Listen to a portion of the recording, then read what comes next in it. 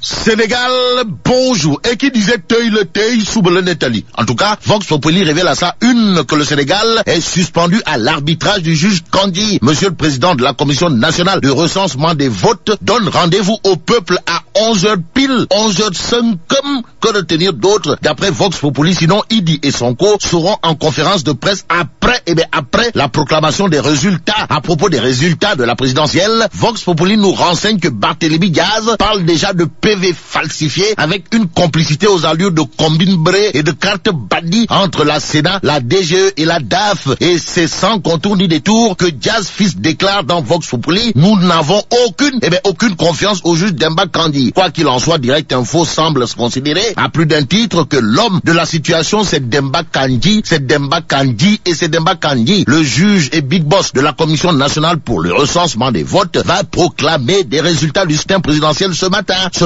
Direct Info retient donc que c'est le peuple qui retient son souffle, soufflé sur des braises. Voilà ce que semble faire Ousmane Sonko et Idrissa Seck d'après le quotidien. Le journal du groupe Avenir Communication d'indiquer que les deux précités mettent la pression physique ou pression atmosphérique. Le quotidien relève une mobilisation de l'opposition pour un second tour avec des femmes qui font un concert de casseroles sur la voie de dégagement nord pour ne pas perdre le nord. Le journal Le Quotidien parle également des jeunes de Pastef, les patriotes, plus que déterminés à monter au front. Front contre qui et pourquoi, en attendant de voir, pour ne pas croire à un sabaropote. Le Témoin quotidien décrypte les premières leçons du scrutin. Sur ce point, retenons d'après le Témoin quotidien que c'est du nyerou nyébé, illustré par une victoire sans panache de Macky Sall, qui aura intérêt à lire l'éditorial du Témoin signé mon confrère Mamadou Omar Ndiaye alias Grand Mon, intitulé Réélection terne de Macky à la tête d'un pays au bord de l'implosion. Pourquoi au bord de l'implosion? Eh bien, parce que d'après Mamadou Omar Ndiaye du Témoin quotidien dans son édito, au lendemain de la présidentielle 2019 remportée par Macky Sall, le Sénégal épouse les contours d'un champ de ruines. Qu'à cela ne tienne, l'Observateur L'Obs relève à sa une le palais décrypte le scrutin. Il s'agit dans l'Observateur L'Obs d'un entretien croisé du grand Mahmoud Saleh, le géant Mahmoud Saleh et d'Ali Oufal qui démonte pièce par pièce l'argumentaire de l'opposition en confirmant la victoire au premier tour de Macky Sall. Macky Sall qui, d'après les Échos, a instruit son premier ministre, en l'occurrence Boun Abdallah Dionne, de bien préparer et même très bien préparer son installation. Ça veut dire quoi? Eh bien, ça veut dire que Sawai, le corps Dior de Adjaratou Mariam Faye, est sûr de sa victoire, renseigne les Échos. Au journal de mon confrère Cheikh Oumar Ndao de nous livrer également que celui qui aura de quoi faire bleu à Ousmane Sonko, c'est Mamour Diallo.